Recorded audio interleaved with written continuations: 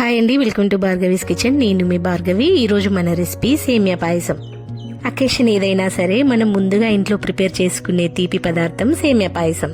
చల్లారాక సేమియా పాయసము స్టిక్కీగా అవ్వకూడదంటే ఈ ప్రాసెస్ లో చేసుకోండి. సేమియా పాయసానికి కావలసిన పదార్థాలు: నేను ఇక్కడ 1 కప్పు సేమియా తీసుకున్నానండి.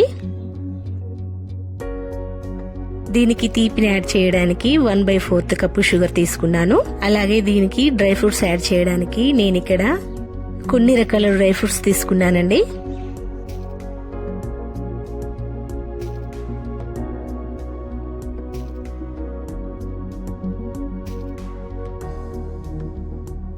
ఈ డ్రై ఫ్రూట్స్ ఇంకా సేమియా పాయసాన్ని నేతిలో వేయించుకోవాలండి. స్టవ్ పైన కడాయి పెట్టి అది వేడయ్యాక దాంట్లో 2 టేబుల్ స్పూన్ల నెయ్యిని వేసుకోవాలి.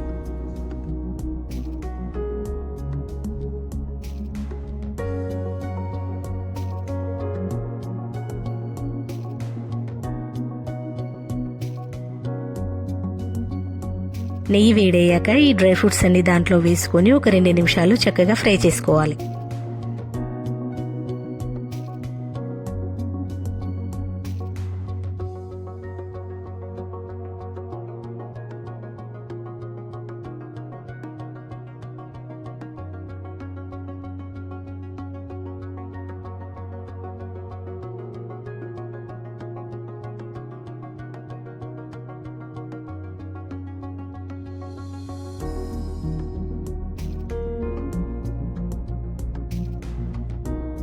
ఈ డ్రై ఫ్రూట్స్ అన్ని వేగాక వేరొక బౌల్లో మనకు రిమైనింగ్ నెయ్యి ఉంది కదా అండి, అదే కడాయిలో ఈ సేమియాని కూడా వేసి దోరగా చక్కగా వేయించుకోవాలి.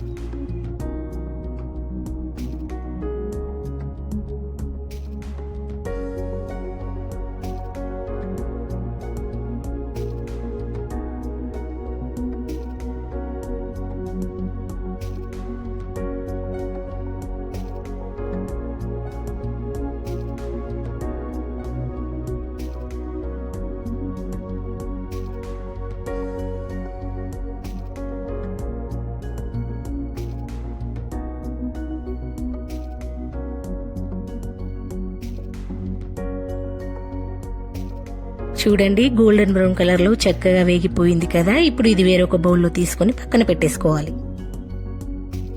ఇప్పుడు సేమియాని కుక్ చేసుకోవడానికి మనము మిల్క్ హీట్ చేసుకుందామండి. అదే కడాయిలో మిల్క్ వేసుకోవాలి.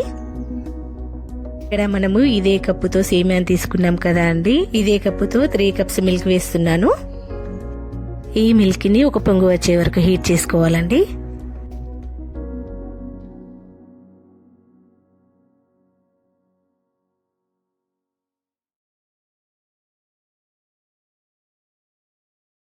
ఒక పొంగు వచ్చాక దీంట్లో 1/4 కప్పు షుగర్ యాడ్ చేసుకోవాలి. మరొక 10 నిమిషాలు ఈ మిల్క్ ని హీట్ చేసుకోవాలండి.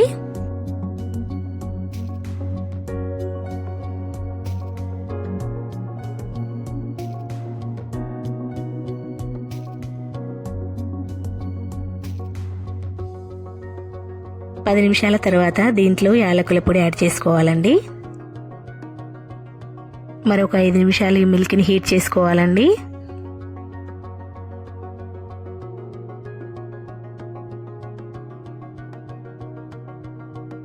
ఐదు నిమిషాల తర్వాత మనం ముందుగా ఫ్రై చేసి పెట్టుకున్న సేమియాని దీంట్లో యాడ్ చేసుకోవాలి. అంతా ఒకసారి కలుపుకొని మరొక 10 నిమిషాల పాటు దీన్ని కుక్ చేసుకోవాలి.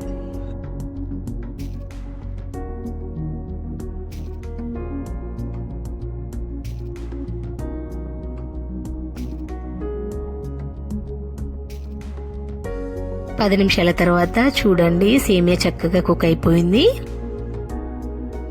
పాయసం అనేది మనకి కన్సిస్టెన్సీలో ఉంటే బాగుంటుందండి.